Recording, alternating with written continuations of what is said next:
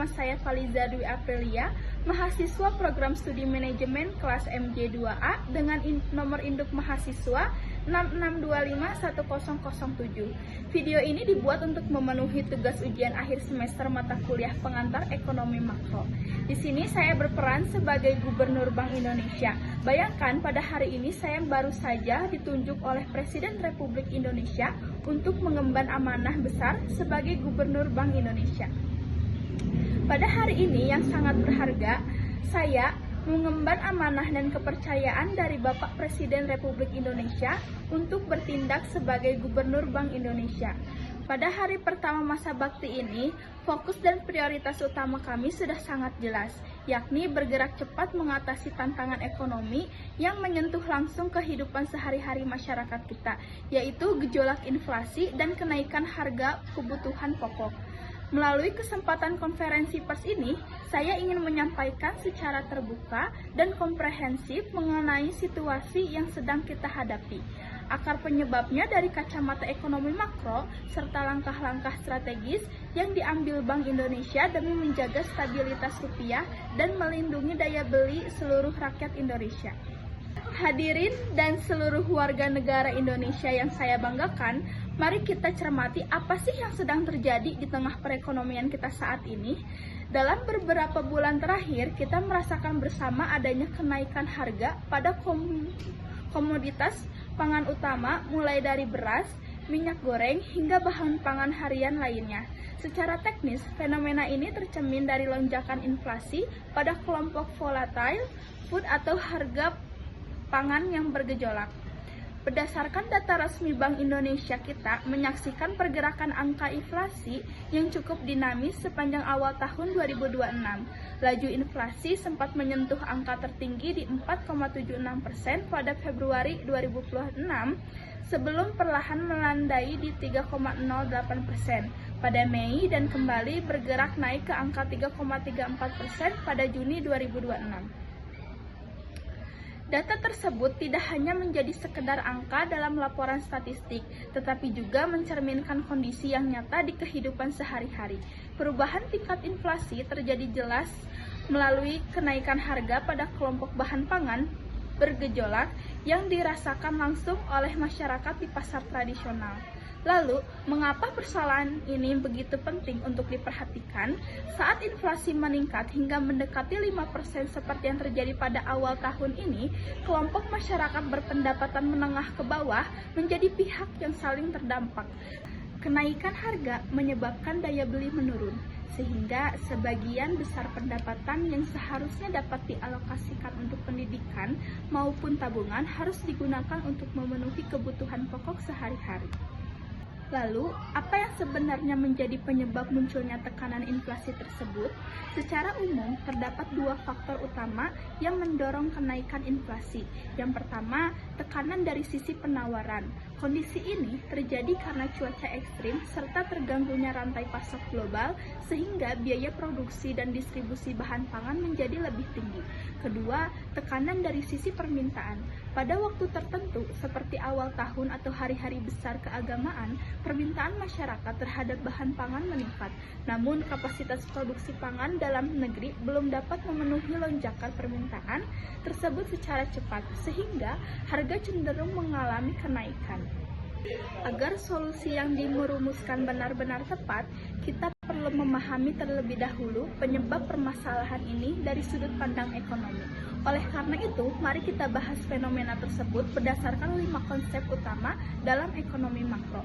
Yang pertama ada konsep inflasi. Inflasi adalah kondisi ketika harga barang dan jasa mengalami kenaikan secara umum dan berlangsung secara terus-menerus. Situasi yang terjadi saat ini dipengaruhi oleh dua faktor utama, yaitu cost push inflation yang disebabkan oleh meningkatnya biaya produksi, serta imported inflation, yaitu kenaikan harga yang berasal dari komoditas impor dan kemudian memengaruhi harga di dalam negeri. Kedua, ada kebijakan moneter. Bank Indonesia sebagai bank sentral memiliki peran utama dalam menjalankan kebijakan moneter. Dalam ekonomi makro, inflasi dapat terjadi ketika jumlah uang yang beredar tidak seimbang dengan kondisi perekonomian.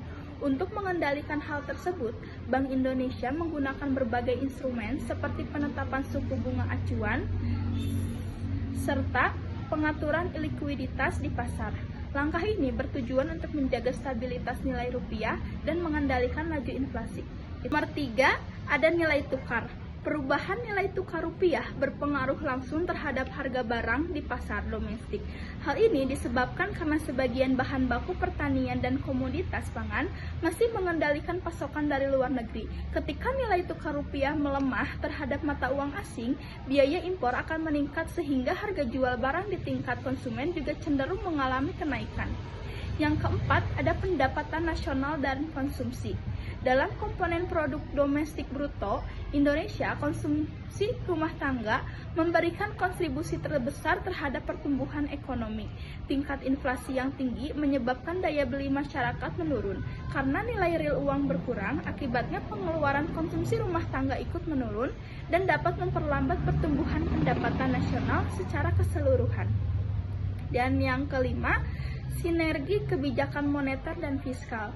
Menurut teori ekonomi, kebijakan moneter tidak dapat bekerja secara optimal tanpa dukungan kebijakan fiskal.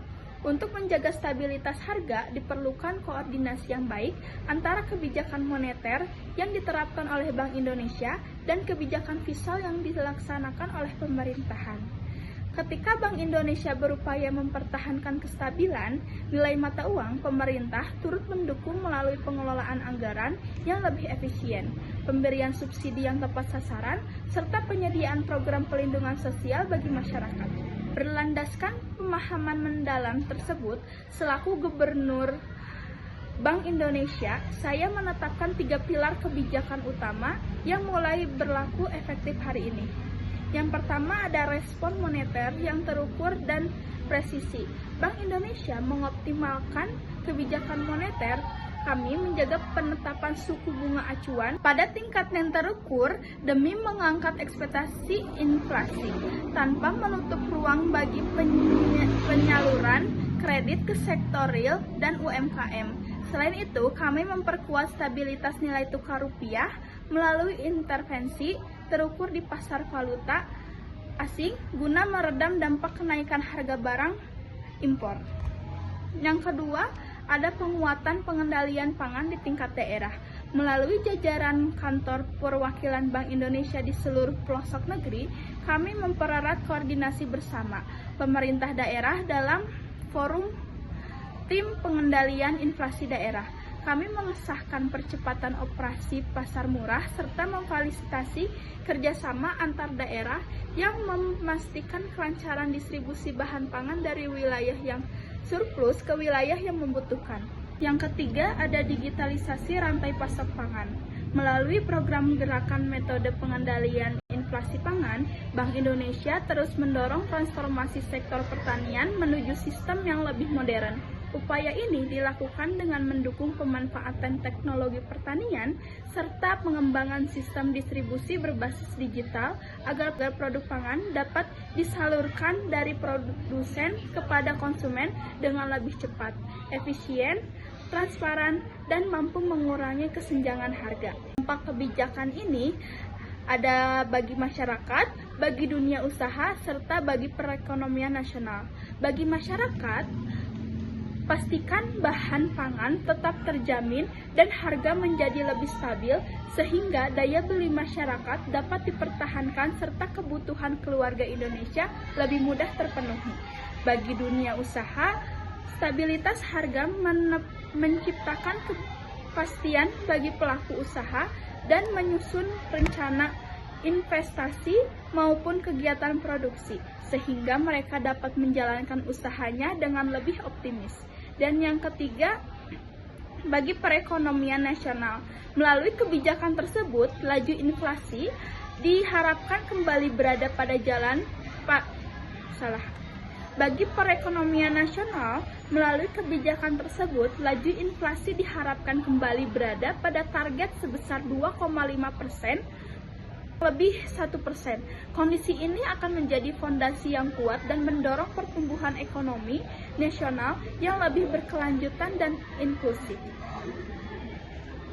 Rekan-rekan media di seluruh masyarakat Indonesia yang saya hormati, sebagai penutup perlu kita pahami bahwa inflasi tidak hanya berkaitan dengan angka maupun data statistik ekonomi. Lebih dari itu, inflasi memiliki dampak nyata terhadap kehidupan sehari-hari, terutama dalam menjaga ketersediaan dan kejangkauan kebutuhan pokok bagi setiap keluarga Indonesia.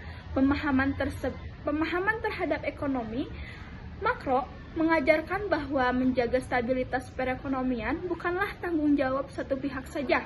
Keberhasilan tersebut hanya dapat dicapai melalui sinergi yang kuat antara pemerintah, Bank Indonesia, dunia usaha, dan seluruh elemen masyarakat.